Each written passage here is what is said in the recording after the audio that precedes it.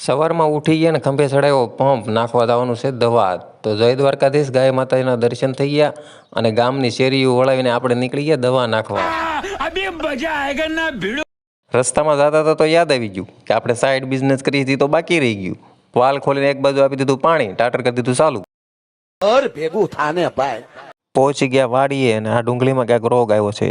ભાઈ બંધની વાડીએથી લઈ આવ્યો આ ભાઈને.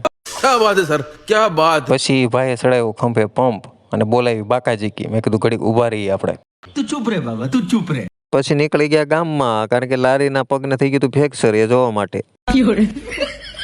લારીનો પગ લઈને આપણે વી એવા ઘેરે અને ચડાવી દીધો એને ફ્રેક્ચર થયેલો પગ. બાહુબલીનું નામ લઈને કરી દીધા બોલ ટાઈટ.